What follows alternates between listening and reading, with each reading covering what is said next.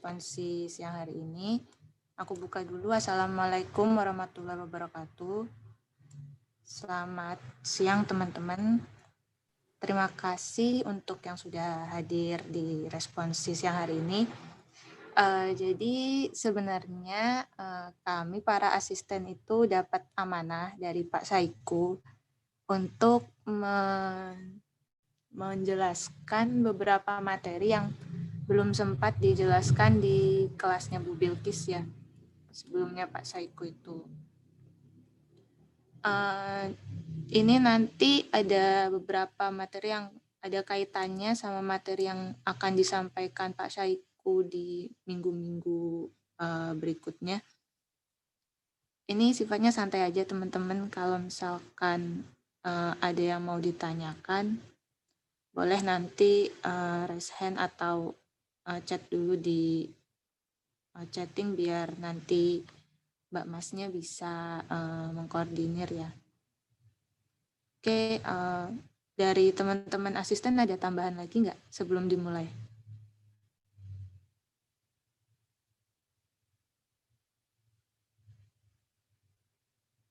Oke, kalau nggak ada, dimulai aja ya teman-teman.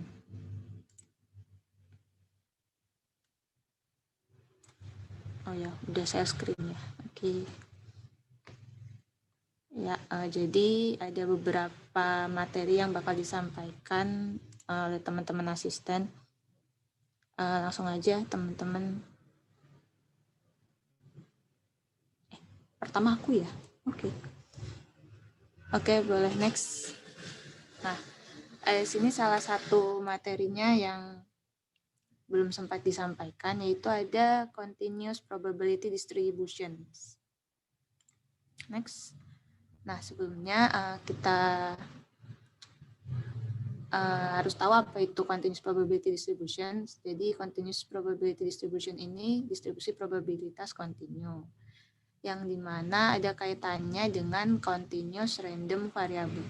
Oh ya, teman-teman, kalau misalkan nanti Mbak Masnya menjelaskannya terlalu cepat atau kurang jelas, interupsi aja ya. Boleh di chat atau raise hand aja. Oke, aku lanjut. Belum, Mas. Baik dulu, Mas. Oke. Nah, ini sebelumnya kita ingat lagi apa itu continuous random variable. Jadi continuous random variable itu bisa diasumsikan sebagai infinite number dalam sebuah rentang. Jadi variabel ini katakanlah X. X itu nggak punya nilai yang pasti karena dia hanya berada di antara di dalam suatu interval. Nah, biasanya itu didapatkan dari hasil pengukuran atau measuring. Contohnya berat badan, tinggi badan, jarak, temperatur, dan lain sebagainya. Boleh next. Oke, nah di continuous probability distribution ini kita mengenal yang namanya probability density function atau kita singkat PDF. Nah, PDF ini apa sih? PDF ini adalah fungsi yang memetakan suatu nilai X dalam interval tertentu ke fungsi peluangnya. Jadi gampangnya, kalau misal kita punya X dan X itu adalah variabel random continue, maka fx ini bisa dikatakan sebagai fungsi peluang pada variabel random continue untuk set bilangan real. Oke, jadi di PDF sendiri itu punya beberapa definisi menurut buku Walpole ya. Ini salah satu definisinya, sebuah fx dikatakan dia memenuhi probability density function untuk variabel random continue jika memenuhi ketiga syarat di sini. Yang pertama ada fx nilainya lebih besar atau sama dengan 0 untuk semua x anggota bilangan real. Jadi seperti yang kita tahu, kalau probabilitas itu kan nilainya antara 0 sampai 1. Nah, Jadi syarat yang pertama ini memenuhi deskripsi dari probabilitas itu sendiri. Jadi nilainya itu lebih dari sama dengan 0 atau tidak negatif. Nah, untuk syarat yang kedua ini yaitu integral fx pada interval min infinity sampai infinity adalah 1. Ini berkaitan kalau di variabel diskrit itu sigma fx-nya sama dengan 1. Jadi kalau probabilitas itu kan kalau di jumlah hasilnya pasti paling besar 1. Nah, untuk variabel random continue ini dia pakainya interval gitu. Jadi nggak ada nilai x yang pasti. Syarat yang ketiga ini p peluang x yang berada di antara interval a sampai b itu sama dengan integral fx dari a sampai b. Ini biasanya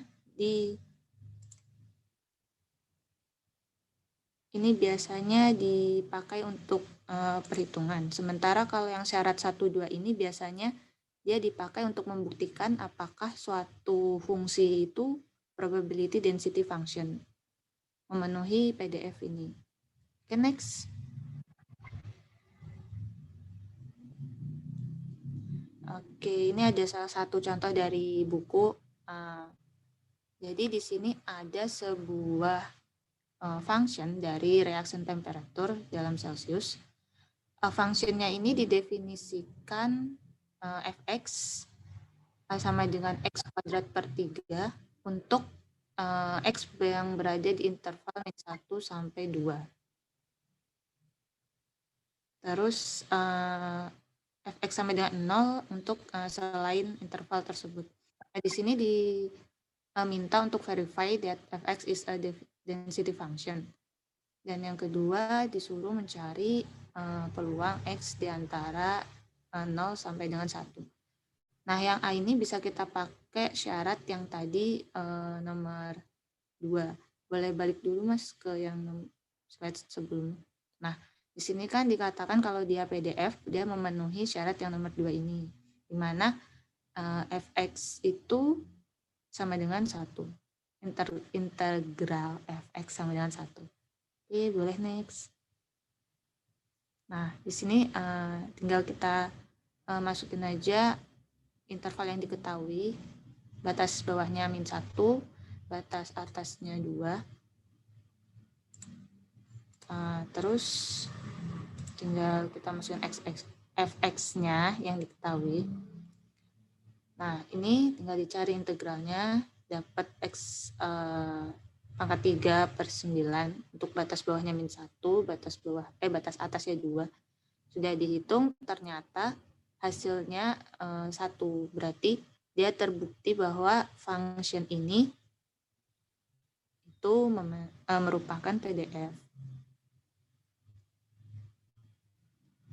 Nah, untuk yang poin B, ini pakai formula yang ketiga tadi, di mana x yang berada dari interval A sampai B itu sama dengan integral fx batas bawah A, batas atasnya B. Nah, ini tinggal dimasukkan saja. Karena interval yang diminta pada soal poin B itu 0 sampai dengan 1. Nah, itu kan masih memenuhi syarat, masih memenuhi interval yang ada di function yang didefinisikan. Interval yang didefinisikan kan min 1, x lebih besar dari min 1, x lebih kecil dari 2. Nah, yang diminta di poin B kan 0,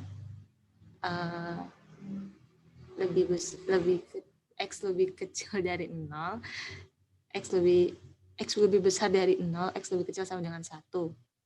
Nah, karena masih memenuhi, kita bisa pakai function yang sudah didefinisikan. Nah, ini nanti tinggal dihitung integralnya, dapat nilainya px di antara 0 dan 1 itu 1 per 9. Gitu. Nah, Next, ini ada contoh soal lain. Ini teman-teman asisten pertanyaannya dikumpulin di belakang apa gimana?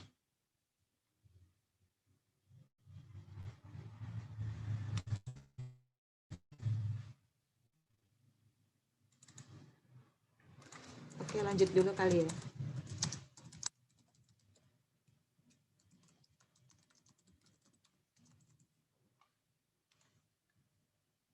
Oke, jadi dari contoh soal ini,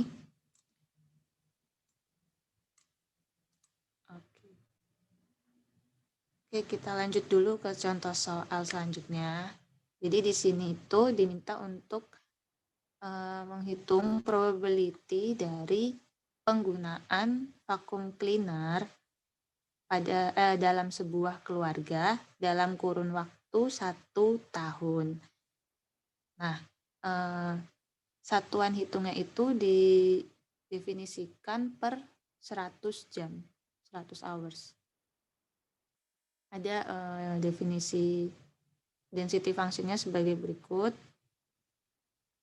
Terus diminta untuk mencari berapa probabilitas dalam 1 tahun itu family itu menggunakan vacuum cleaner kurang dari 120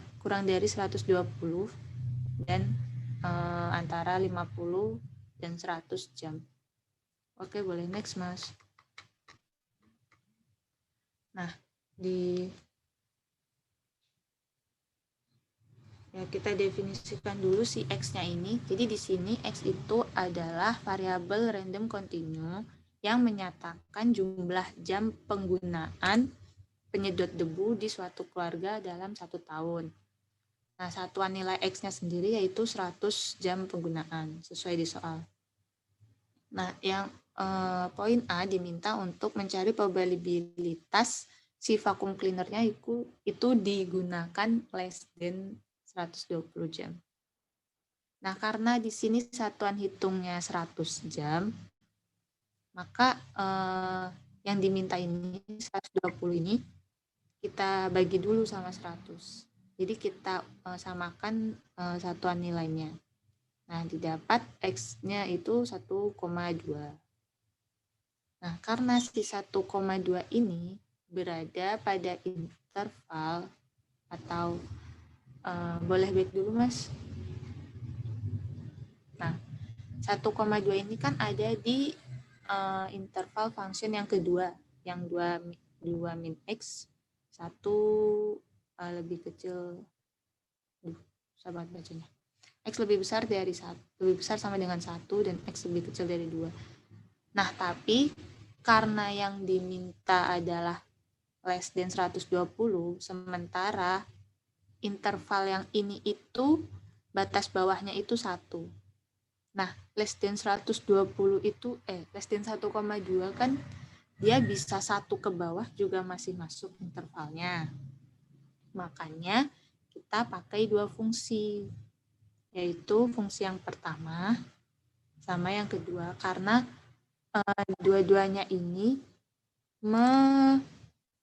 memenuhi function si density function yang udah didefinisikan.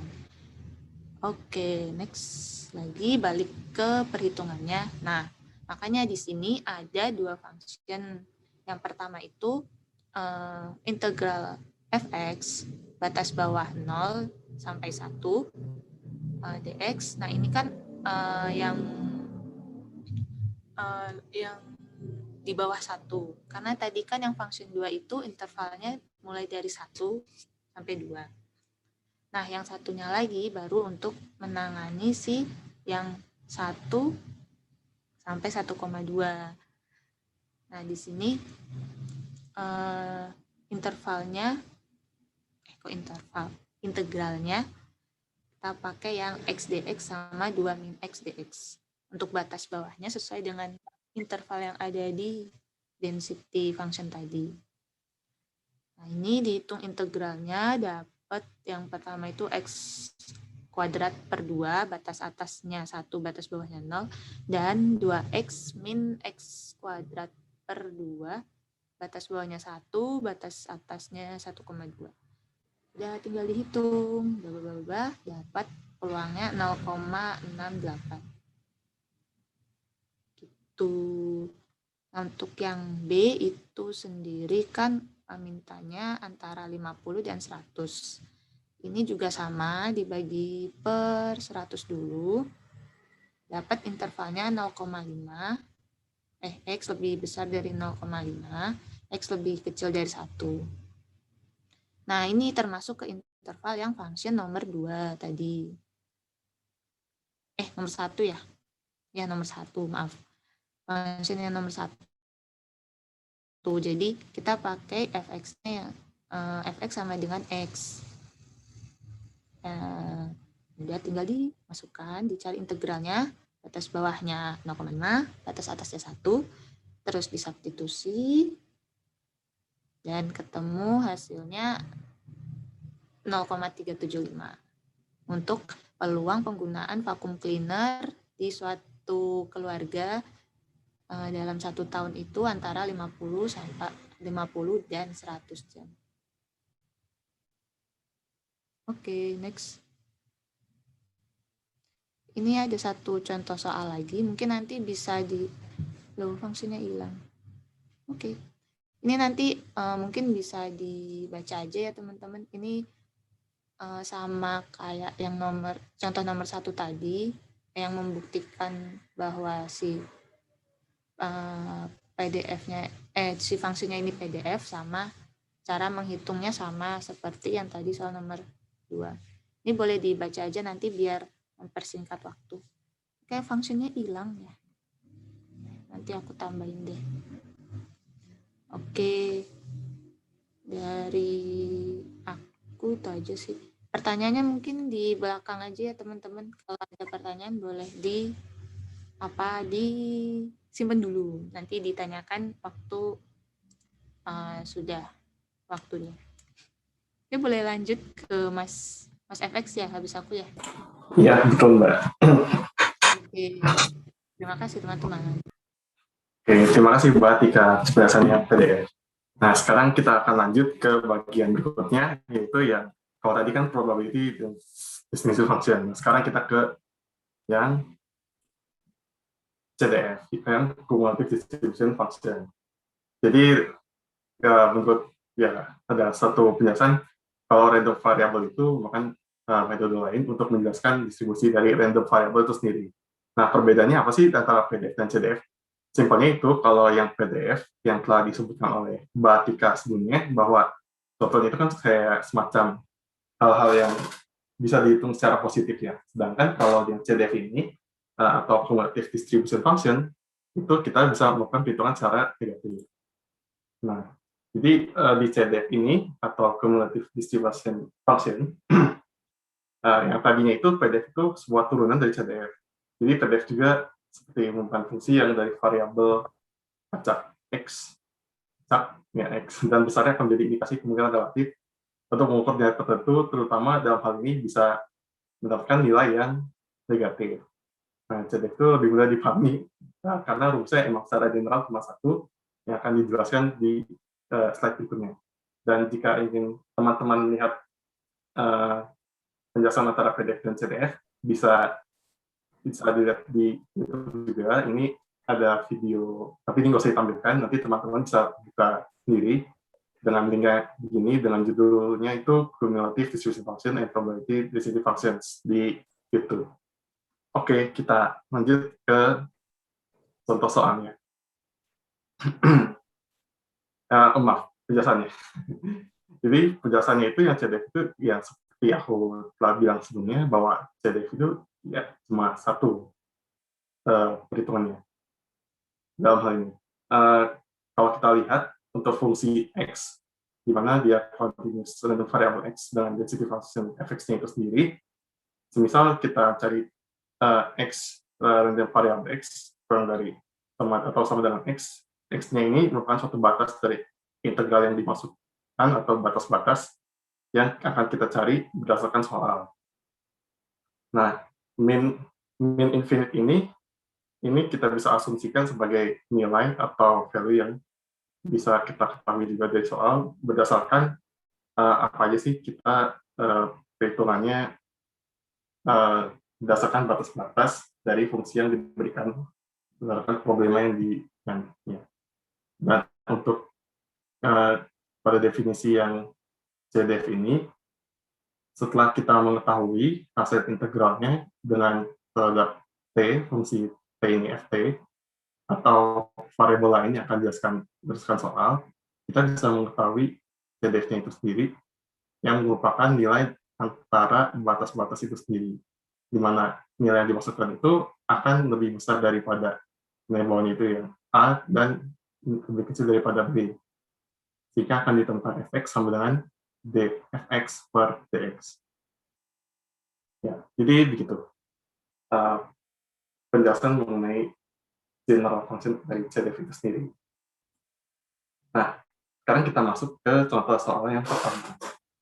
Contoh soal ini didapatkan dari buku TOEFL. Di sini kita diketahui ingin mencari fx dengan mengevaluasi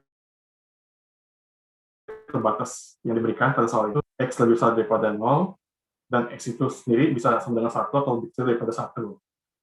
Nah, seperti yang tadi dijelaskan sebelumnya, menggunakan rumus CDF ini sendiri, dan kita integral dengan batas tertentu x sampai min sekian. Minus ini seperti yang telah disebutkan sebelumnya, karena CDF ini bisa minus. Oke. Di sini disebutkan bahwa x-nya itu kita masukkan sebagai nilai yang akan kita cari dengan minus batas bawahnya itu 1, dan T kuadrat per 3 ini sudah didapatkan bahwa Ft-nya itu kalau density of example 3.11 ini sudah disebutkan sebelumnya bahwa T bernilai sekian, T kuadrat per 3. Nah, kita integralkan, teman-teman mungkin tahu cara integral, di mana anggapannya ini kan sepertiga T kuadrat, sepertiga ini kita pilih ke depan, terus T kuadratnya kita integralkan, sehingga jadi T pangkat 3 per 3, baru T pangkat 3 per 3 dikasih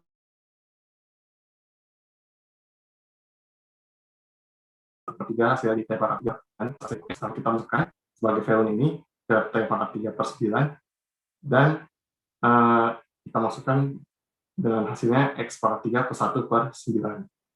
Nah, setelah itu kita bisa mengetahui batas-batas dari yang telah diberikan soal. Itu untuk 0-nya itu ya kita angkat 0, dan X-nya itu setelah kita ketahui dengan nilainya itu X pangkat 3 plus 1 per 9, dengan ini hasilnya satu lebih kecil daripada X atau sama dengan X, dan X itu sendiri lebih kecil daripada 2, dan satu itu sendiri X lebih besar daripada 2. Ini juga diketahui berdasarkan soal yang telah diberikan. Untuk lebih lengkapnya akan dijelaskan pada soal berikutnya, di mana dijelaskan lebih detail bagaimana didapat. Nah, setelah itu, setelah kita menemukan fx-nya itu sendiri, kita bisa melakukan perhitungan untuk P 0 kurang dari X, dan X itu bisa sama dengan atau lebih kecil daripada 1, di mana F1, satunya yang ini, itu X kita masukkan 2, dan F-nya itu 0, dan kita bisa melakukan perhitungan 2 per 9 dikurang 1 per 9, hasilnya 1 per 9. Gitu. Ya, kita lanjut ke berikutnya. Nah, ini ada contoh soal lagi, juga didapat dari buku TOEFL, di mana kita disuruh mencari CDF, Cumulative Distribution Function, dari random variable X, berdasarkan yang ada terdapat exercise 3.11. Di exercise 3.11 itu dijelaskan bahwa seperti ada beberapa variabel itu di sini dikatakan televisi. Jadi televisi yang memiliki dua set TV yang rusak, dan sisanya itu berarti tidak rusak. Lalu dari ketujuh TV ini dipesan sebanyak 3 set secara acak. Nah, di sini if X number of the summer purchased by the hotel. Ya, ini jelaskan bahwa si hotel ini akan membeli 3 set TV dari 7 provisi yang dimaksudkan. Oke, kita langsung masuk ke bagian pembahasan.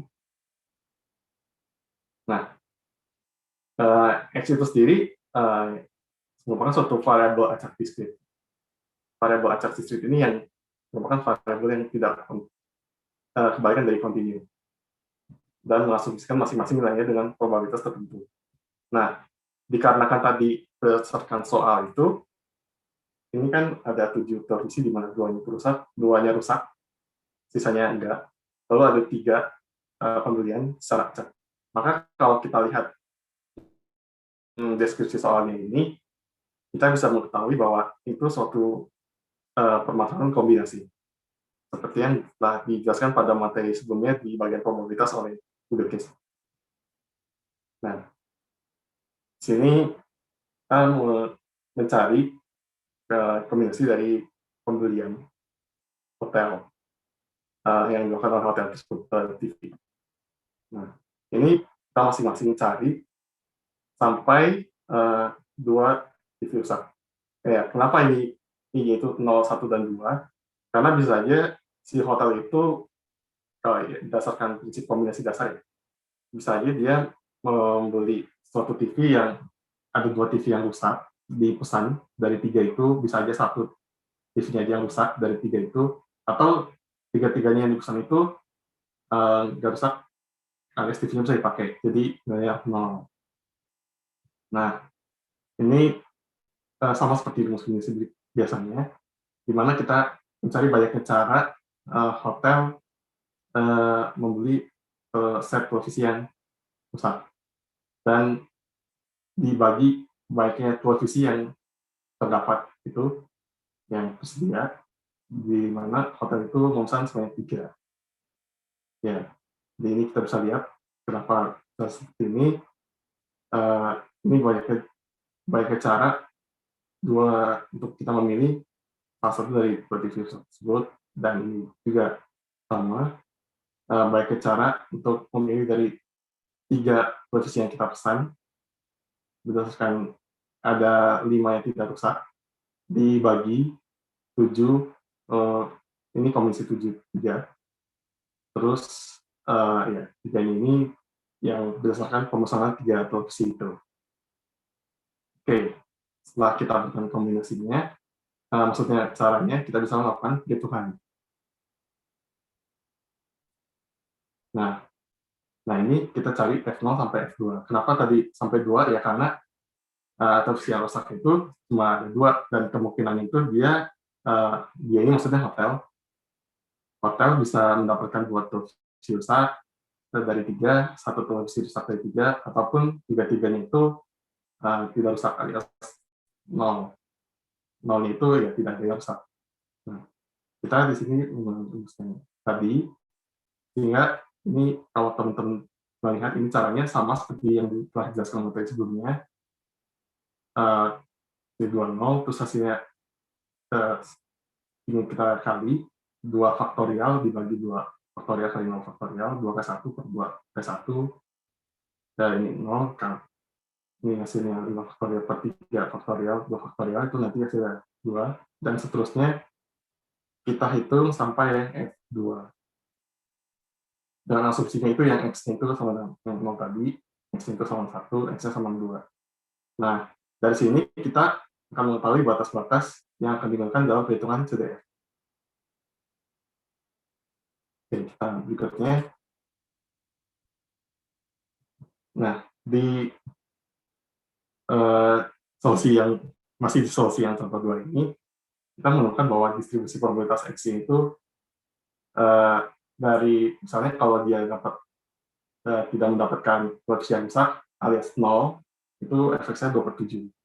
Kalau 1, 4/7. Terus kalau 2, 1/7. Nah, dari sini kita bisa mengetahui CDF dari variabel random X yang ini, 0, 1, dan 2.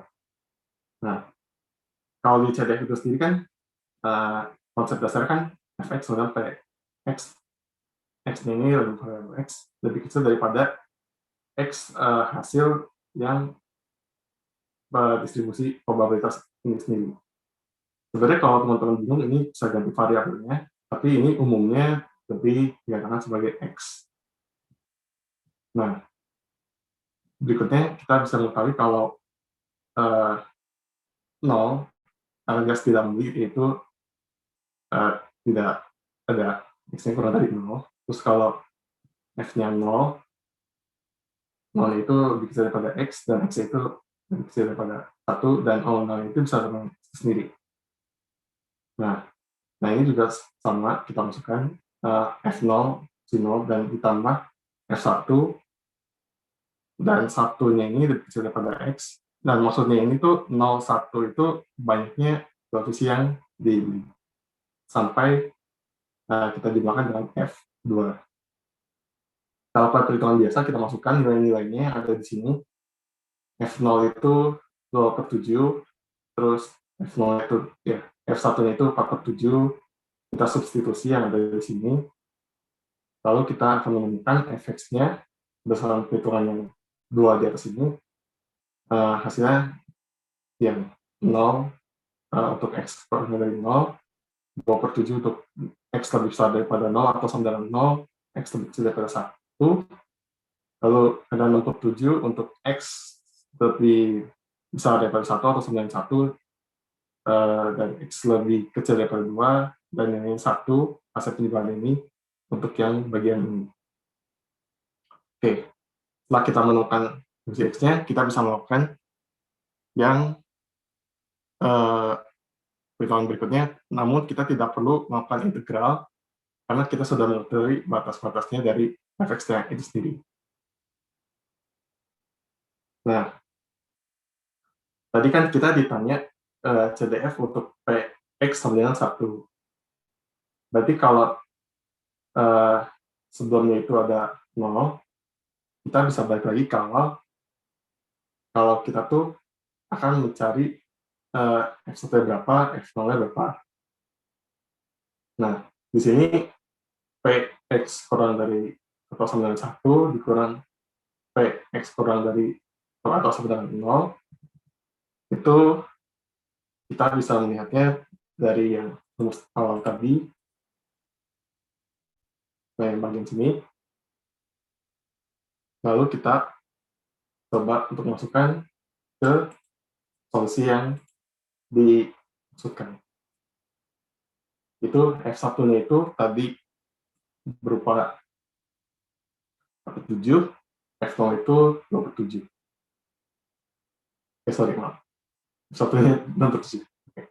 Jadi hasilnya itu 4/7. Dan berikutnya, yang P X lebih besar daripada 0, dan X lebih kecil atau sama dengan 2. Dan di sini kita bisa mengetahui F2-nya itu tadi ini 1, lalu dikurangi F0, yaitu yang 2/7. Hasilnya adalah 5/7. Jadi konsep dasarnya yang CDF itu, kembali lagi ke yang awal, bahwa kalau kita ingin cari fx, kita bisa melakukan sampai integral untuk berdasarkan hasil yang telah dijelaskan oleh soal, ataupun formula yang telah dijelaskan oleh soal, ataupun kita bisa melakukan secara manual kayak tadi. Setelah itu kita bisa melakukan mencari P(x) ini sesuai dengan yang diminta soal, diminta fungsi B sebagai batas atas dikurangi si A sebagai batas bawah. Atau dan fx ini bisa kita cari berdasarkan dfx per dx. Gitu yang CDF. Ya. Demikian yang CDF. Berikutnya kita akan masuk ke yang bab 3.4. Bahkan yang bab 3.4. Oke, thank you FX. Yang share screen siapa nih? Aku kah? Atau kamu? Mau kamu boleh. Oke. Mungkin terserah sih aku. Oke. Ya, aku Ya udah. Oke. Untuk bab 3.4 ya. Jadi yang bab 3.4 itu sebentar aku share screen. Mana ini? Bentar. Belum ku buka ternyata, maaf ya, Rek.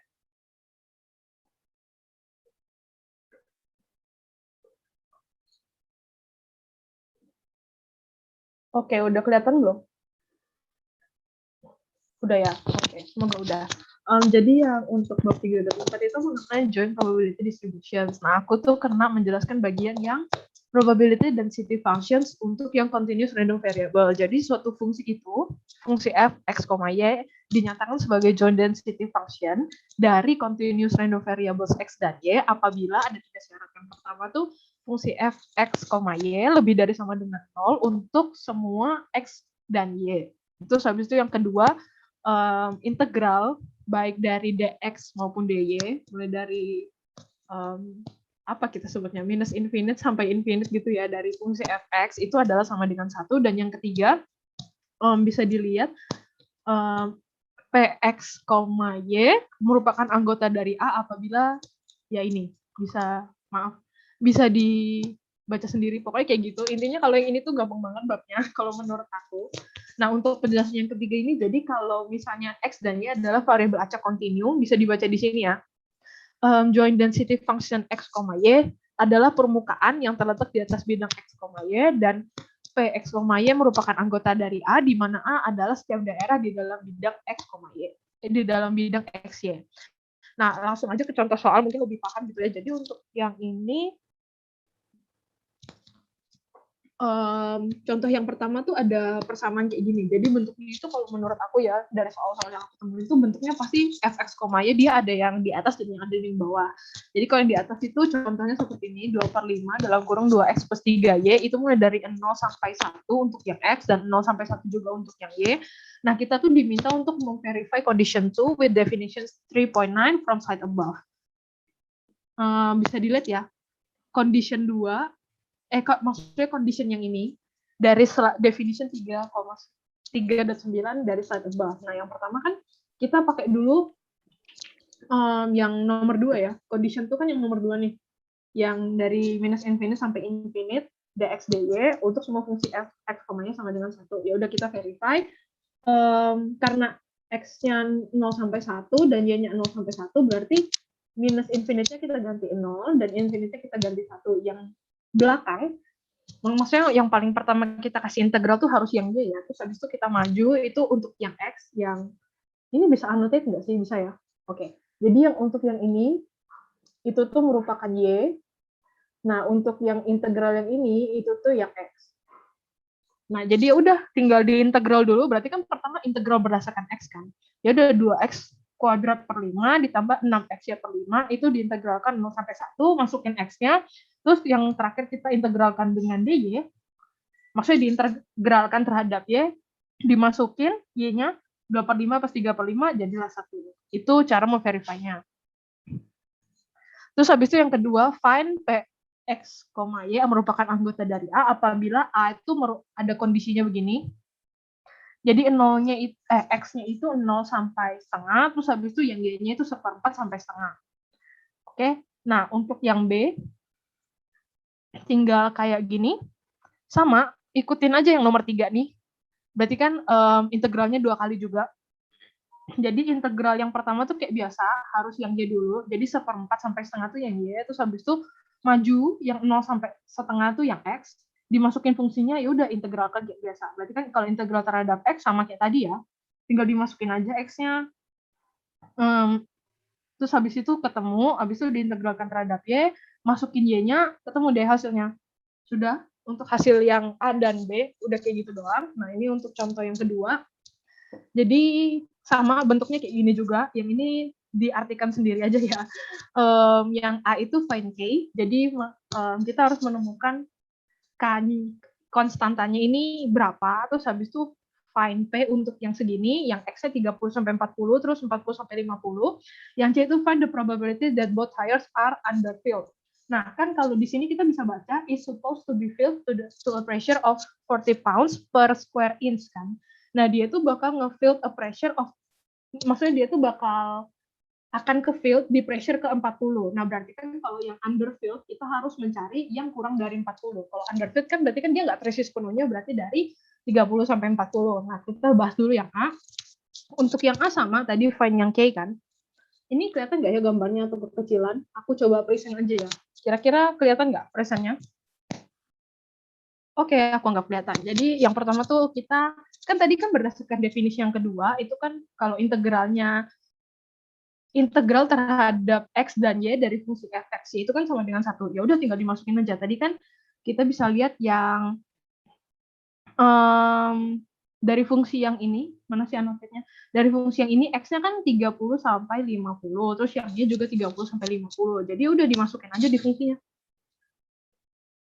Ini is the joint density function of variables f, X dan Y, so the following conditions must be satisfied. Dimasukin X-nya 30 sampai 50, terus habis itu Y-nya 30 sampai 50. K X kuadrat plus Y kuadrat diintegralkan aja terhadap Y seperti biasa, terus habis itu diintegralkan terhadap X, habis itu ya udah dihitung kayak biasa, dimasukin aja angkanya 30 dan 50. Ini terakhir yang X ya, habis itu dimasukin yang X 3.920.000 per 3K, itu kan sama dengan 1 kan setelah kalian integralkan. Nah, berarti kan ketemu K-nya kan berarti 3 per 3.920.000 gitu. Terus untuk yang B, yang tadi kan kita disuruh cari P untuk X-nya 30 sampai 40 dan Y-nya 40 sampai 50, sama kayak tadi, tinggal dimasukin aja kan kita udah tahu K-nya, terus habis itu fungsinya kan K X kuadrat plus Y kuadrat, itu K-nya dimasukin X kuadrat plus Y kuadrat, integral yang dy dx ya, berarti kan 30 40 sampai 40 50, berarti integralkan kayak bisa. Aku anggap kalian udah bisa ya untuk mengintegralkan kayak biasa, kan tinggal dinaikin aja. Ketemu hasilnya. Dan terus untuk yang C, yang underfield tadi kan, if both tires are underfield, seperti yang tadi aku jelasin, pressure-nya, tekanannya bakal di antara 30 sampai 40, jadi kita harus menemukan probability dari X dari 30 sampai 40, dan Y juga dari 30 sampai 40. Jadi kita mengintegralkan fungsi ini terhadap dy dan dx dari integral 30 sampai 40. Nah yaudah, kayak tadi tinggal dimasukin doang, integralkan kayak biasa, yang pertama terhadap dy, terus habis itu terhadap dx, makanya dan ketemu hasilnya. Jadi untuk bab 3.4 yang continuous random variables menurutku nggak terlalu susah, karena tinggal masukin aja. Untuk dari aku sudah sih, mungkin dilanjutin sama Yulia. Halo, suaraku masuk. Masuk. Oke. Lanjut ya, ini bagian marginal distribution. Sebelumnya kalian udah pernah diajarin kan sama Bu Wilkis, itu juga ada marginal distribution, tapi itu tuh buat yang discrete. Nah, sekarang aku mau ngejelasin lagi tentang yang continuous. Jadi, apa sih itu marginal tuh? Jadi misalkan kita tadi kan udah bicara soal fungsi join-join. Nah, ini tuh, misalkan kita tadi punya fungsi distribusi gabungan dari dua peubah acak, misalkan tadi X dan Y. Nah, kita nanti tuh bisa menentukan distribusi peubah acak X dan distribusi peubah acak Y, masing-masing, X sendiri, Y sendiri. Nah, distribusi peubah acak masing-masing itu disebut juga marginal distribution. Nah, dari rumusnya ini tuh juga dapat dilihat kalau yang discrete kita tinggal kumulatif, tinggal kita jumlahkan. Misalkan kita mencari distribusi marginal untuk X, maka kita menjumlahkan nilai-nilai Y-nya agar tinggal sisa X-nya. Sama seperti yang discrete, untuk yang continuous konsepnya sama, cuman kita menggunakan integral. Nah, bedanya kalau sama sih, cuman ini misalkan untuk GX, maka kita kan mencari marginal untuk X, maka kita integralkan itu Y-nya agar dihasilkan fungsi X. Sama juga yang Y, kita integralkan kebalikannya. Kalau kita mencari marginal Y, maka kita integralkan X-nya agar dihasilkan fungsi Y. Gitu. Kalau nggak paham nanti bisa ditanyain lagi ya di akhir. Oke, mungkin bisa lanjut ke contoh soalnya. Ini aku juga ngambil di example pada itu Wapol bukunya. Temukan Gx dan Hy dari joint density function. Nah, ini tuh diketahui joint functionnya tuh kayak gini. Terus kita suruh cari marginalnya. Caranya gampang, kita tinggal masukin langsung ke rumusnya itu tadi yang udah diketahui di atas, yaitu pakai integral Gx. Dari Gx sama dengan integral fxy dy. Udah kita tinggal masukin. Di atas itu kan diketahui persamaannya itu 2/5 kali 2x plus 3y, kita masukkan ke situ. Terus batasnya itu, kalau di rumus itu kan dari min tak hingga ke tak hingga. Maka kita ganti sesuai yang diketahui di soal. Karena kita mau mengintegralkan y, maka kita menggunakan batas-batasnya juga sesuai pada y-nya. Yaitu batasnya itu antara 0 hingga 1. Udah kita integralkan seperti biasa. Paham kan integralkannya? Kalau masih belum paham, nanti bisa ditanyakan di akhir cara mengintegralkannya. Oke, yaudah itu udah jadi fungsi marginal untuk masing-masingnya. Untuk yang y juga sama, cuman tinggal kebalikannya aja. Kalau yang tadi kita integralkan y-nya, maka kalau kita mencari fungsi marginal y, kita integralkan x-nya. Nah, kita masukin fungsinya yang atas tadi, terus kita pakai batasnya itu batasnya yang x, dan kita integralkan x-nya. Kenapa kita integralkan x-nya? Tujuannya tuh biar variabel x-nya tuh hilang, jadi kita tinggal sisain y-nya itu buat jadiin fungsinya hy gitu. Udah sih gitu aja kalau yang marginal. Nah ini jadi aku tambahin lagi next soal berikutnya. Itu tuh tentang conditional probability distribution. Ini tuh biasanya tuh juga muncul kalau di soal-soal. Jadi aku tambahin sekalian. Apa sih itu kondisional? Kondisional tuh kayak syarat gitu. Jadi misalkan dari fungsi join tadi, kita nanti tuh ada syaratnya terhadap x atau terhadap y, tergantung pada soalnya. Nah, fungsi apa rumusnya tuh seperti itu. F fungsi y dengan syarat x. Mungkin biar lebih paham kita lanjut ke contoh soalnya juga aja.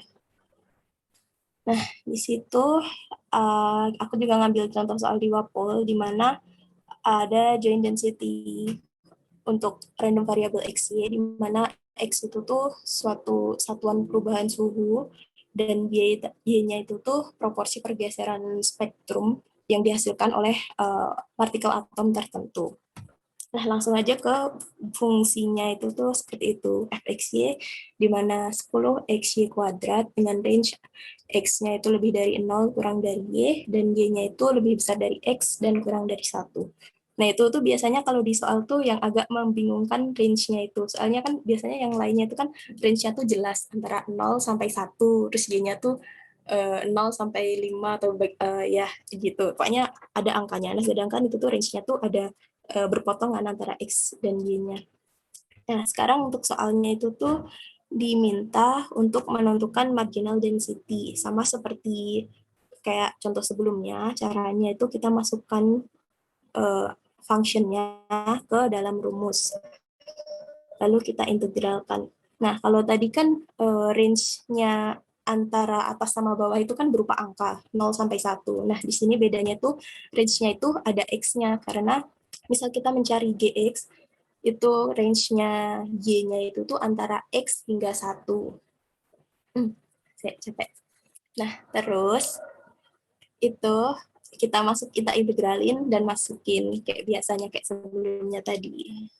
Jadi diintegralin 10/3 XY pangkat 3, terus kita masukkan nilai Y-nya itu tuh menjadi 10/3 X, dengan X-nya itu juga langsung dimasukkan. Jadi ya langsung aja, jadi persamaannya tuh 10/3 X kali 1 min X pangkat 3. Ya, bedanya cuma itu langsung dimasukkan. Terus kalau Y, untuk HY itu juga sama, range-nya itu tuh kan kita mengintegralkan nilai X, maka kita gunakan range dari X-nya, antara 0 hingga Y. Nah, udah kita integralkan, kita masukkan nilai Y, jadi persamaannya itu 5Y pangkat 4. Begitu.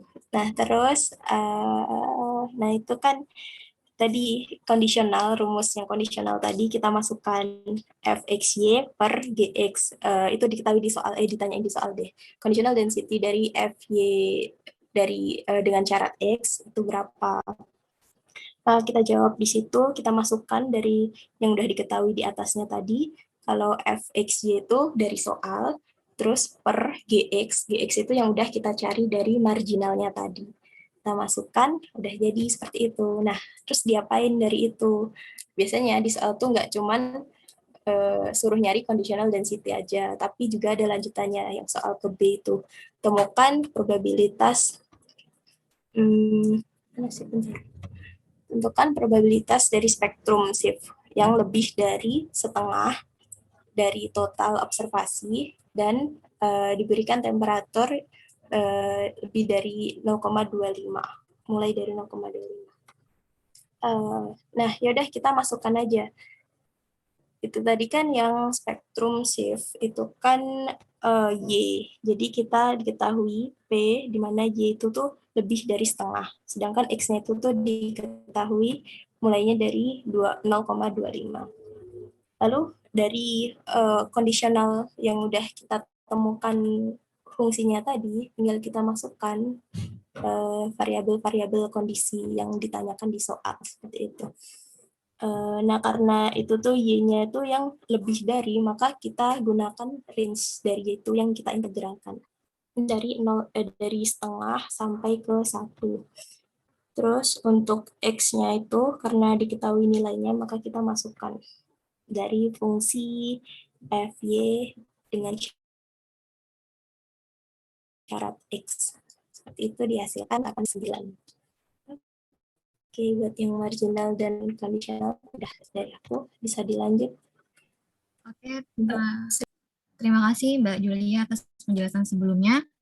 Sekarang kita masuk ke bab 4.2, itu tentang variance dan covariance dari variabel random. Next. Nah, yang kita bahas di sini adalah korelasi karena variance dan covariance sudah dibahas ya di pertemuan 5. Next. Nah, jadi hubungan dua variabel random itu bisa dinyatakan dengan nilai covariance dan korelasi. Contoh hubungan dua variabel itu seperti hubungan jumlah anggota keluarga dengan pendapatan keluarga atau motivasi kerja dengan performa kinerja. Nah, nilai dari dua variabel tersebut bisa kita cari dengan nilai covariance dan korelasi. Bedanya, kalau korelasi ini adalah nilai yang menunjukkan kuat atau tidaknya hubungan antara dua variabel random. Sedangkan covariance itu menunjukkan seberapa besar perubahan dari dua variabel random secara bersama-sama. Nah, korelasi ini dapat disimbolkan dengan rho. Untuk mendapatkan nilainya, bisa dihitung melalui covariance XY atau sigma XY per standar deviasi X atau sigma X dikali dengan standar deviasi Y atau sigma Y.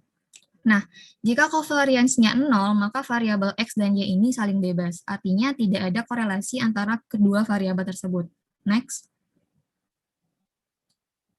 Kemudian di sini ada variasi nilai koefisien korelasi. Nilai dari korelasi itu berada pada rentang min 1 sampai dengan 1.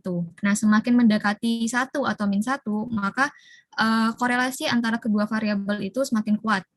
Namun jika semakin mendekati 0, maka korelasi atau hubungannya akan semakin lemah.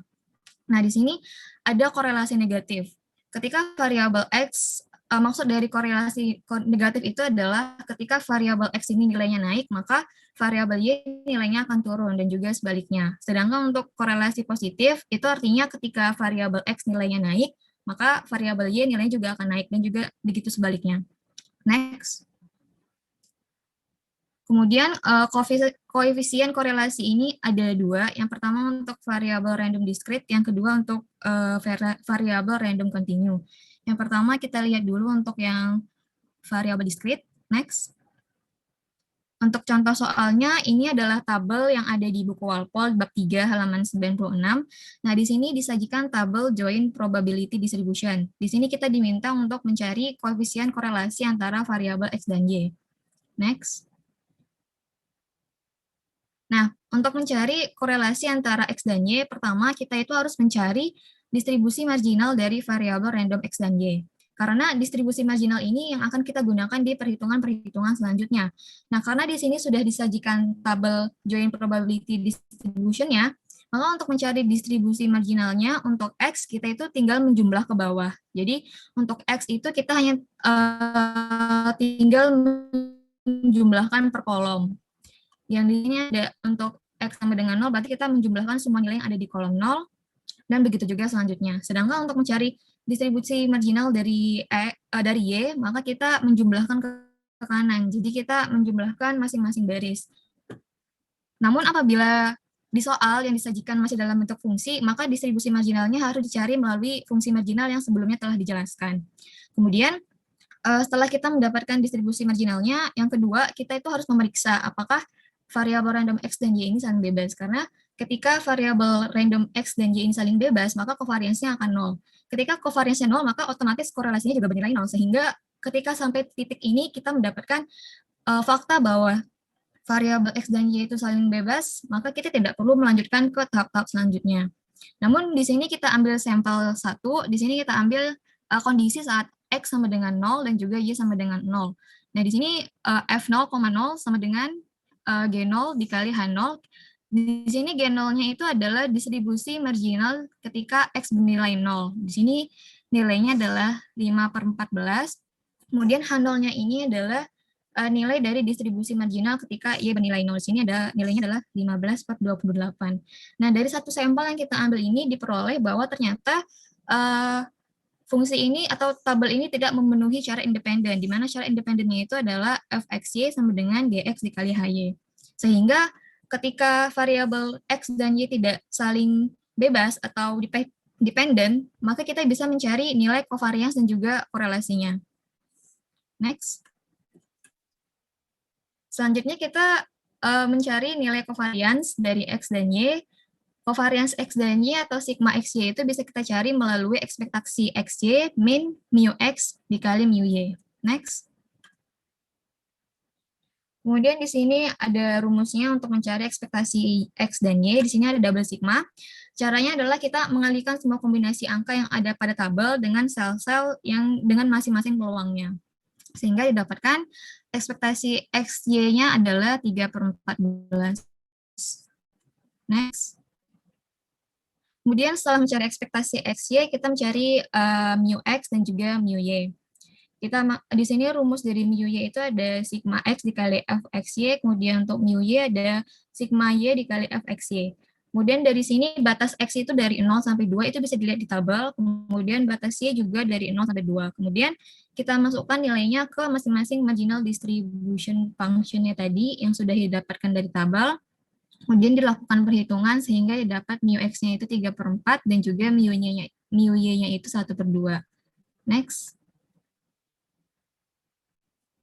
Nah, setelah kita mendapatkan nilai ekspektasi XY dan juga nilai mu-nya, kita masukkan ke rumus awal untuk mencari covariance sehingga diperoleh covariance dari XY itu adalah min 9/56. Next. Nah, yang terakhir adalah kita tinggal mencari nilai dari korelasinya atau rho XY.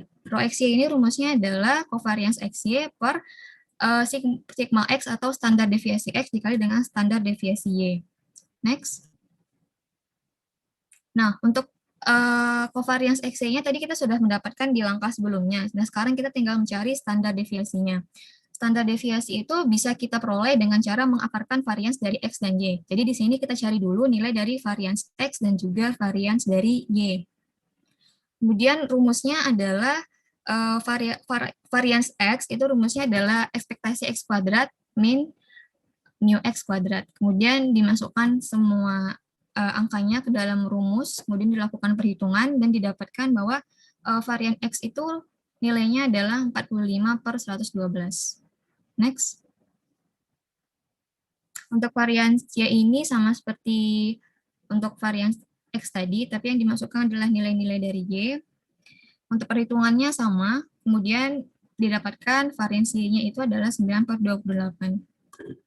Next. Nah, terakhir karena kita sudah mendapatkan semua nilai, sudah mendapatkan covariance dan juga nilai dari variansnya, kemudian kita masukkan ke rumus awal dari korelasi. Nah, tadi kan yang kita cari itu varians, sedangkan yang dibutuhkan di rumus ini adalah standar deviasi, sehingga nilai dari varians yang kita cari tadi harus diakarkan terlebih dahulu. Kemudian didapatkan bahwa nilai dari korelasinya itu min 0,4472. Nah, nilai korelasi yang negatif berarti jika nilai X naik, maka nilai Y turun, dan sebaliknya. Kemudian nilainya ini lebih kecil dari min 0,4. Jika mengacu ke tabel di awal tadi, maka hubungan variabel X dan Y-nya itu lemah. Untuk selanjutnya bisa dijelaskan oleh Fitra. Oke, terima kasih Amanda. Apa kedengaran ya? Atau kecil banget suaranya? Beneran. Oke. Selanjutnya teman-teman, ini koefisien korelasi variabel random continue. Itu tidak terlalu jauh berbeda dari discrete, tetapi hanya saja beberapa operator yang harusnya discrete hanya di sum, sedangkan di continue itu diintegralkan untuk penggantinya seperti itu. Nah, untuk pembahasannya kita next terlebih dahulu. Next. Nah, baik di sini kenapa langsung soal aja? Karena udah dijelasin detail sama Amanda sebelumnya. Karena jujur untuk korelasi koefisien ini itu aku saranin ke teman-teman sekalian itu teman-teman kalau bisa perkuat di bagian korelasi koefisien. Karena kenapa?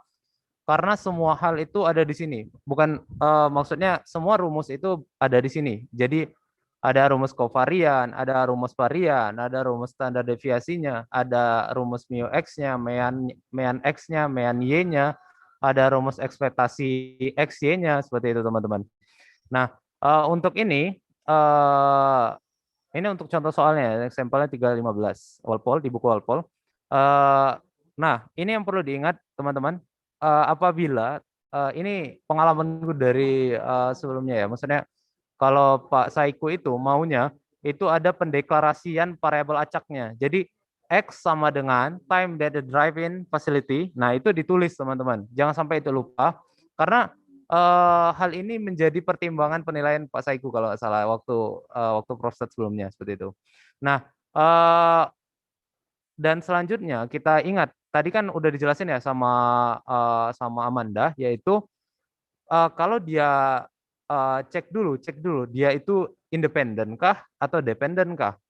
Apabila dependen maka bisa dilakukan operasi selanjutnya. Nah, apabila dia independen itu kan percuma, korelasi koefisien itu nggak ada. Jadi sama aja dengan 0 gitu. Jadi nggak perlu dijawab. Oke, kita lanjut ke next. Nah, strategi menjawab rumusnya. Sebenarnya ini ada di buku Walpole sih, tapi lebih ke lebih ke menjelasin supaya teman-teman tidak perlu lagi melihat buku Walpole yang cukup panjang karena udah dirangkum di sini. Oke, next. Oke, ini rumusnya dulu ya, itu. Nah, untuk yang pertama itu teman-teman ini aku kasih tahu tips dan triknya ya. Maksudnya untuk menjawab soal ini itu urutan rumus yang teman-teman perlu lakukan itu sebagai berikut. Jadi dia itu nanti ada 10 rumus seperti itu teman-teman. Yang pertama itu ada ekspektasi dari XY yang udah dijelasin sama Amanda sebelumnya seperti itu. Setelah itu teman-teman harus cari marginalnya terlebih dahulu, GX, HY seperti itu. Nah, jadi GX ini sebenarnya itu bisa diubah. Kalau di buku probabilitas dan statistik yang lain, itu GX itu sama dengan F1X seperti itu. HY itu F2Y, itu juga bisa sama aja sih sebenarnya. Cuma lebih ke pelabelan namanya aja seperti itu. Nah, setelah itu ini ada mean, setelah itu ada covariance, rumus covariance-nya. Rumus covariance-nya itu sama aja, yaitu ekspektasi XY dikurang mu X dikali mu Y. Mu X sama mu Y rata-rata ya mean. Jadi nanti teman-teman tuh biasanya nanti bakal ditanya sama bapaknya. Populasi itu operatornya apa aja? Sampel itu operatornya apa aja? Sebenarnya operatornya itu kan sama, cuma pembedanya adalah penulisan variabelnya seperti itu. X bar misalnya seperti itu kan. Untuk yang sampel. Oke, next. Nah, ini lanjutan rumusnya. Untuk cari ekspektasi kuadrat, terus jangan lupa cari variansinya, seperti itu. Itu dua-duanya variansi X kuadrat, variansinya. Setelah itu jangan lupa rumus korelasinya, ya yang seperti dijelasin Amanda sebelumnya. Oke, next. Waduh, karena rumus yang cukup banyak pasti pusing ya. Nah, aku kasih tahu tips tips supaya teman-teman enak gitu ngapalnya. Jadi teman-teman satu persatu buat sorry kecepatan ya. Oke. Nanti kalau itu ditanya aja. Nah, jadi rumusnya itu teman-teman bisa dibuat struktur gitu. Misalnya urutan-urutannya tadi yang udah aku lampirkan di kita lampirkan di PowerPoint tadi supaya teman-teman bisa catat sebelumnya. Oke. Bisa next. Oke, selanjutnya jawabannya. Ya, next. Nungguin ya. Oke, next Mas. Nah, oke. Tadi yang udah aku jelasin ya. Yang pertama itu teman-teman perlu cari ekspektasi XY-nya seperti itu. Nah, ini aku perlambat sedikit teman-teman supaya enak ya. Sorry, agak kecepatan. Nah, kalau ekspektasi XY di variabel acak kontinu yang di dalam hal ini yang kita bahas untuk mencari korelasi koefisiennya, nah itu teman-teman hanya perlu mengintegralkan, itu rumusnya udah ada di atas itu ya. Jadi X dikali Y dikali F X Y dx dy seperti itu. Nah, tadi kan sebelumnya itu kan ekspektasi XY itu kan ada batas bawah batas atasnya itu minta hingga sampai tak hingga. Minta hingga sampai tak hingga. Nah, sebenarnya itu bukan minta hingga sampai tak hingga, tetapi batas di mana soal itu dinyatakan gitu. Misalnya kayak ini, soal ini kan berarti dinyatakan bisa kita ambil kesimpulan bahwa X-nya itu lebih dari 0 dan kurang dari 1 seperti itu. Dan Y-nya itu lebih dari 0 dan kurang dari 1 gitu. Nah, selanjutnya tinggal memasukkan fxy-nya seperti itu ya, teman-teman. Dan dimasukkan 2xy, 2x plus 3y-nya itu dibagi 5 ya, dikalikan seperti biasa. Nah, yang pertama, teman-teman, itu kan ada dua integral ya, ada dua integral. Jadi pertama teman-teman mengintegralkan terlebih dahulu untuk x-nya, diintegral terlebih dahulu x-nya. Setelah itu teman-teman mengintegralkan y-nya seperti itu. Nah, mengintegralkan x-nya itu yang proses 1 itu sampai selesai dengan memasukkan batas bawah batas atasnya 1, batas bawahnya 0. Setelah itu masukkan yang kedua, bagian kedua itu teman-teman mengintegralkan y-nya seperti itu. Mengintegralkan y-nya sehingga semua variabel yang ada di dalam ekspektasinya tadi berubah menjadi nilai satuan seperti itu. Oke, mungkin next Mas.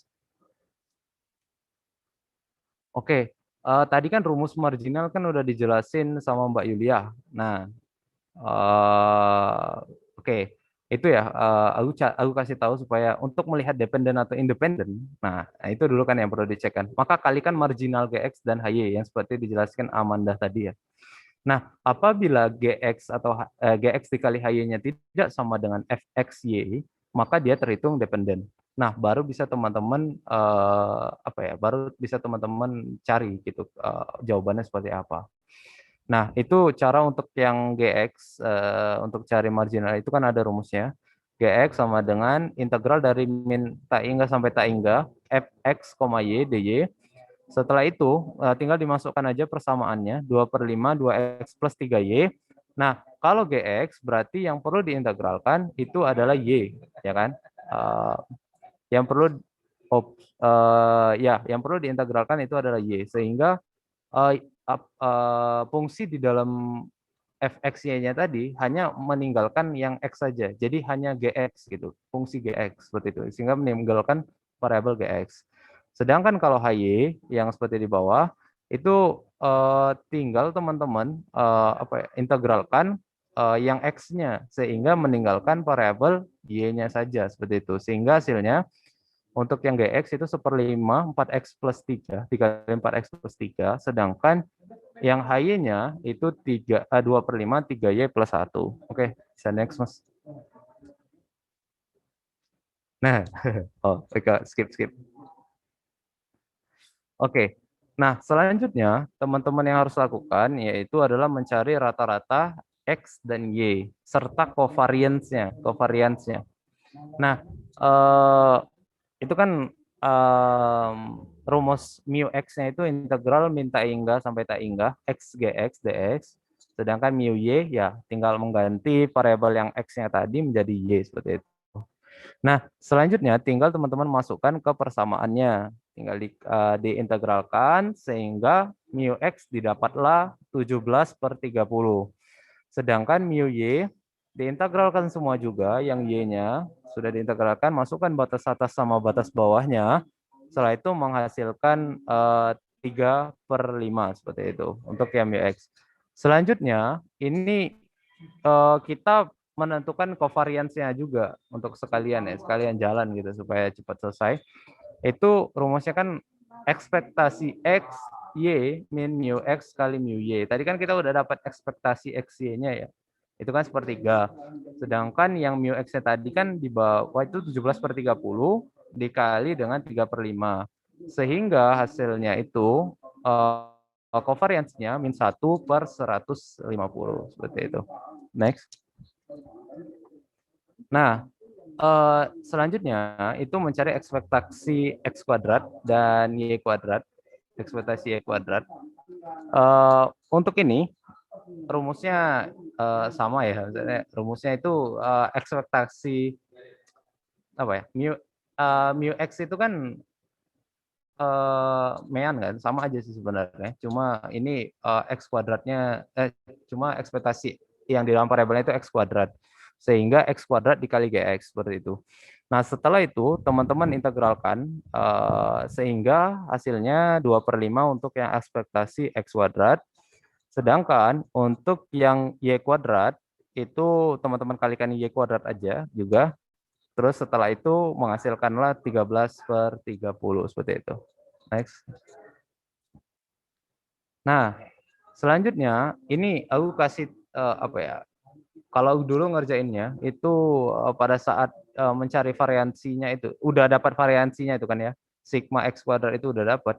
Aku langsung mengakarkan hasilnya supaya apa? Supaya lebih enak pencariannya gitu ya, lebih enak. Sehingga setelah dapat sigma x kuadratnya itu kan rumusnya ekspektasi x kuadrat min mu x kuadrat sama aja dengan kalau y itu ekspektasi y kuadrat min mu y kuadrat juga seperti itu langsung dimasukkan aja angkanya yang udah kita cari sebelumnya 2/5 dikurang 17 3/30 kuadrat. Setelah itu dapatlah hasilnya variansi dari x-nya itu 71/900.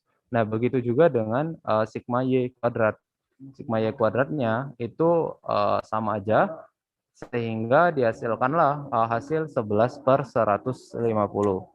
Setelah itu kalau ya biasanya langsung aku akarkan gitu supaya lebih gampang gitu, supaya lebih kecil angkanya. Akar 11/150 untuk mu y, sedangkan yang mu x-nya 1/30 akar 71 gitu. Sebenarnya sama aja kalau dikalikan langsung. Oke, next. Nah, hasilnya tadi kan udah ada rumus kan, rumus korelasi koefisiennya. Nah, rho XY dengan sigma XY itu kovarian ya. Kovarian dibagi dengan standar deviasi X dikali standar deviasi Y. Seperti itu. Tinggal dimasukkan angkanya aja. Min 150 dibagi, tadi kan 1/30 dikali akar, tadi kan 1/30 akar 71 ya, dikali akar 11/150. Itu angkanya memang agak sedikit menjelimet, agak sulit ya. Jadi sehingga didapatkanlah hasilnya min 0,0876. Sehingga yang seperti dijelasin tadi itu dalam konteks yang negatif. Oke, next. Mantap sekali. Saya kembalikan ke Mbak Atika. Oh, sudah ya. Oke, terima kasih teman-teman asisten. Mungkin masuk aja teman-teman. Oh ya, sebelumnya teman-teman boleh di-share ininya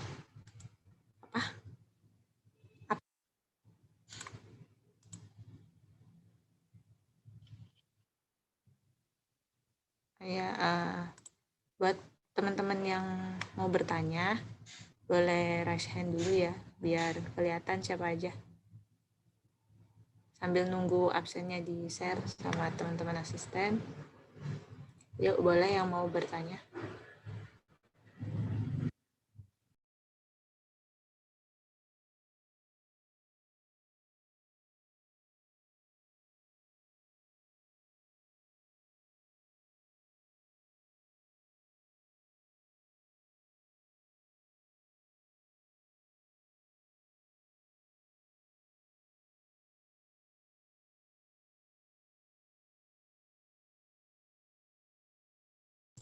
Oke, ini ada Dewangga.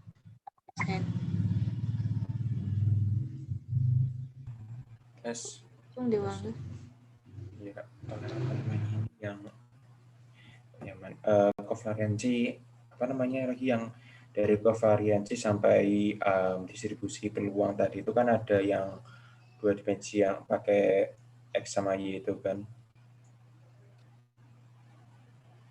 Itu kalau misalnya bisa nggak kalau lebih dari 2, misalnya XYZ, XYZA, dan semacamnya, dan seterusnya. Oke. Ada lagi pertanyaannya? Apa itu dulu?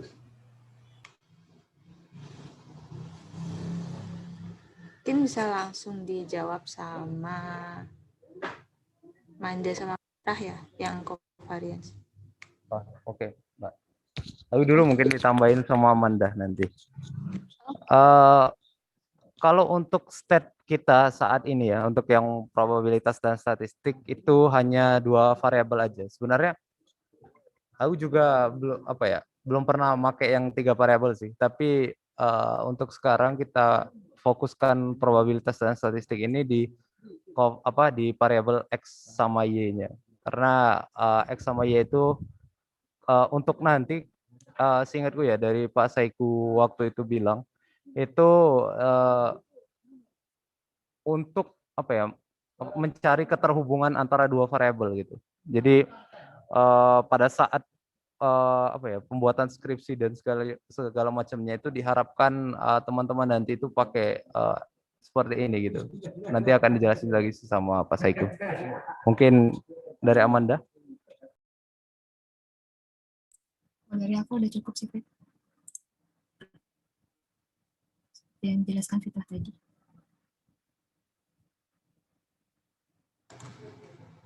Oke, terima kasih Fitrah dan Amanda. Nah, gimana Dewangga, kejawab nggak? Sudah. Oke. Kalau 2 aja caranya udah panjang ya, gimana 3? Ada yang mau bertanya lagi? Oh ya, link absennya aku share di chat ya. Jangan lupa absen.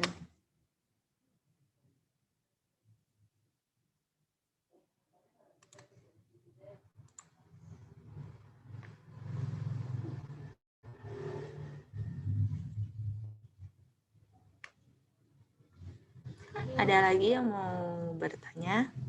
Boleh raise hand. Oke, ada Rian Garnet.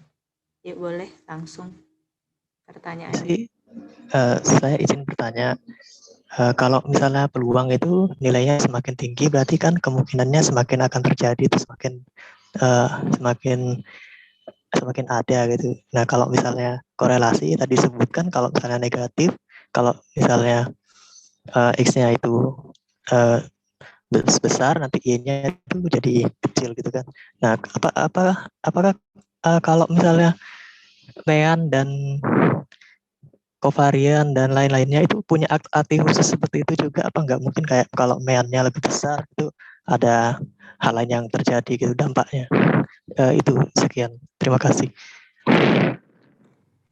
Oke, terima kasih Rian. Ini ya, apa ada hubungan nggak antara yang tadi kayak kalau peluangnya semakin besar bakalan semakin sering terjadi untuk Mayan dan kawan-kawannya. Siapa yang mau jawab?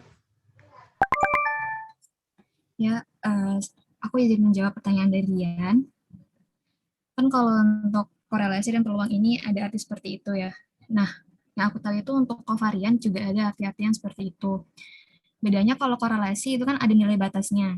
Batasnya itu antara -1 sampai dengan 1. Tapi kovarian ini dia tidak mempunyai batas apapun.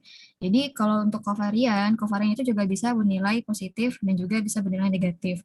Kalau kovarian itu bernilai positif, dia juga sama seperti korelasi. Maka antara variabel X dan variabelnya itu berbanding lurus. Jadi kalau nilainya X naik, berarti nilai Y-nya juga naik. Kalau X-nya turun, berarti Y-nya juga turun. Kemudian kalau kovariannya itu negatif, berarti antara variabel X dan variabel Y-nya itu berbanding terbalik. Kalau X-nya naik, berarti Y-nya turun. Nah, jadi makin besar nilai kovariannya, maka makin kuat hubungannya. Kemudian makin mendekati 0, maka kovariannya ini semakin lemah hubungan antara variabel X dan Y. Namun kekurangan kovarian jika dibandingkan dengan korelasi, kovarian ini tidak ada batas nilainya. Jadi kalau negatif ya sekecil-kecilnya negatif, kalau positif ya sebesar-besarnya positif.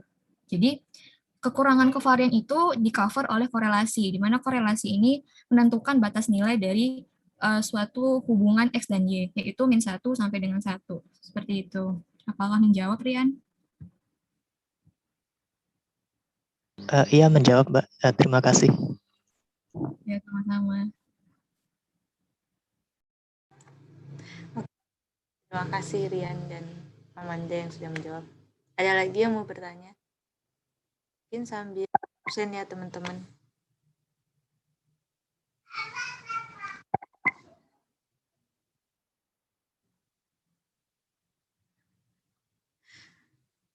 Ya, ada lagi yang mau bertanya? Ini harus banyak latihan sih ininya. Apa? Biar lancar. Soalnya caranya panjang banget.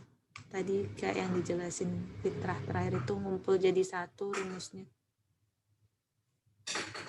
Rata-rata soalnya gitu sih, borongan gitu.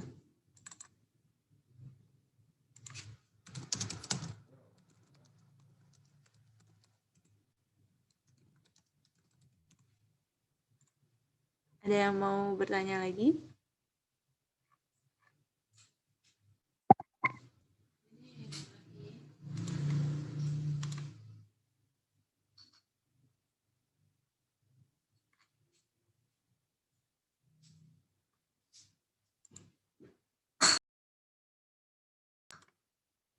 Ya, Rian mau bertanya lagi? Iya, Mbak. Permisi, Mbak. Saya ingin bertanya, yang tadi sempat disebutkan tentang apa perbedaan populasi dan sampel itu. Tadi saya mohon maaf tadi kurang mengerti maksudnya apa perbedaannya. Apa mungkin bisa dijelaskan sedikit lagi itu, Mbak? Perbedaan sampel dengan apa? Sorry tadi. Yang mengenai operator dan simbol kalau tidak salah. Oke. Ya, boleh teman-teman asisten. Siapa tadi ya? Fitrah ya? Oke. Oh ya, tadi aku nyinggung populasi sama sampel ya. Sebenarnya itu nanti sih teman-teman pelajari sama Pak Saiku sih. Tapi nggak apa-apa, spill dulu sedikit. Jadi kan kalau populasi itu kan semua ya, semua teman-teman ya. Pada saat teman-teman misalnya di dalam misalnya di daerah apa ya, daerah di RT mungkin ya. Di RT itu jumlah populasinya ada 2.000 orang. Nah, 2.000 orang itu teman-teman nanti ambil semua datanya sebanyak 2.000 gitu. Sebanyak 2.000. Itu kalau untuk yang populasi. Sedangkan kalau sampel mungkin saja teman-teman hanya mengambil 10% dari populasinya. Jadi misal populasinya itu 10% dari 2.000 tadi misalnya. Itu berarti kan 200 orang kan teman-teman ambil kan, atau lebih sedikit lagi atau 100 mungkin teman-teman ambil. Nah, itu untuk yang perbedaan populasi sama sampel seperti itu. Nah, yang aku jelasin tadi itu aku tuh cuma membedakan mu x sama mu x itu berarti untuk yang populasi kan, untuk populasi. Sedangkan yang sampel itu x bar. Mungkin teman-teman kalau di SMA dulu, ini cuma perbedaan itu aja sih, perbedaan variabel gitu ya, variabel bagian sampel dengan variabel di bagian populasi. Kalau di populasi itu mu x itu untuk meannya kan, untuk mean atau rata-rata. Sedangkan kalau di sampel itu kan x bar. X bar itu untuk mean sama rata-rata juga. Gitu sih kalau dari aku ya. Secara gampang ya. Gimana? Berarti yang bikin beda itu cuma simbolnya aja ya? Iya, simbol sama gini. Kalau misal kita cari kayak di SMA dulu kan ya, itu kan ada standar deviasi hanya 10 data kan, itu kan X bar kan.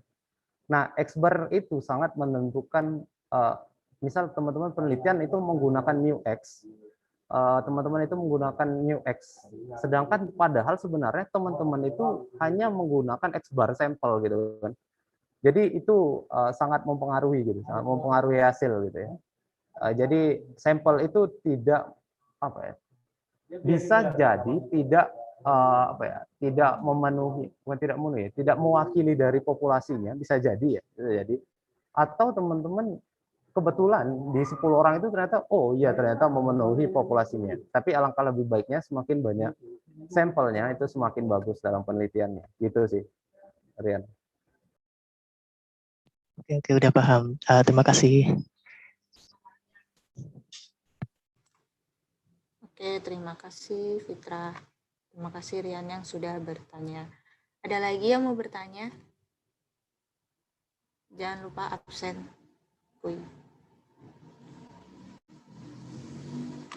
Mungkin kita batasin sampai jam 3 aja kali ya. Tapi kalau udah nggak ada yang mau bertanya ya kita sudahi saja. Ada lagi yang mau bertanya?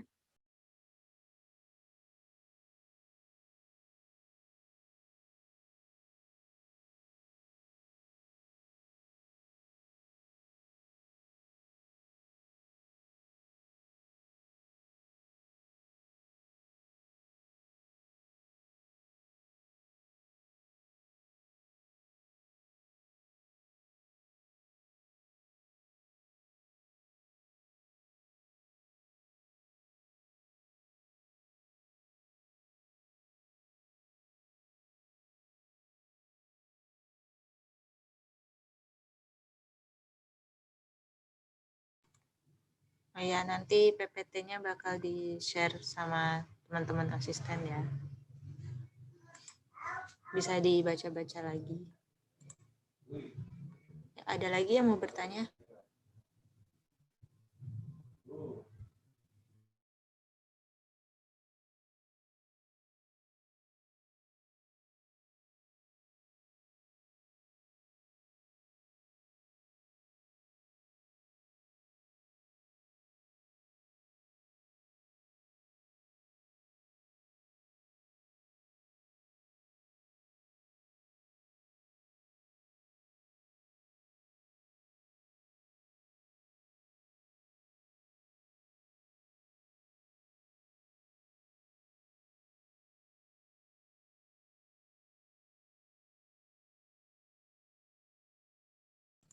Oke, itu teman-teman link PPT-nya sudah di-share sama Mbak Yulia. Ada yang mau bertanya lagi? Kita tunggu sampai 14.40 ya. Yang mau tanya. 2 menit lagi.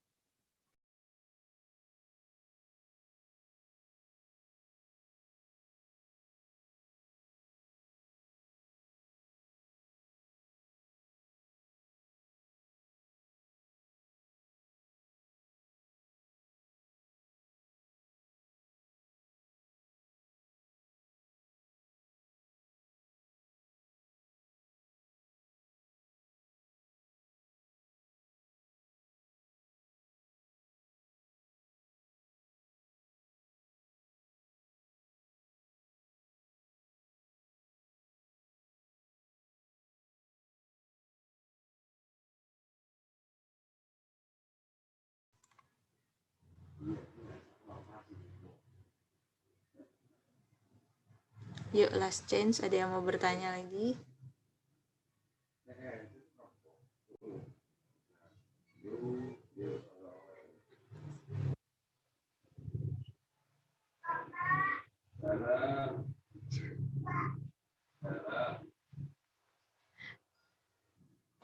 Oke. Oke teman-teman, karena sudah tidak ada yang bertanya, mungkin kita sudahi saja responsi kali ini. Terima kasih buat teman-teman yang sudah datang. Terima kasih juga buat teman-teman asisten yang sudah menjelaskan. Nanti kalau ada pertanyaan boleh dijapri ke asistennya. Oh iya, jangan lupa presensi sama link PPT-nya itu di keep dulu sebelum Zoom-nya di-add. Sebelum live Zoom. Oke, terima kasih teman-teman. Aku tutup. Selamat sore. Wassalamualaikum warahmatullahi wabarakatuh.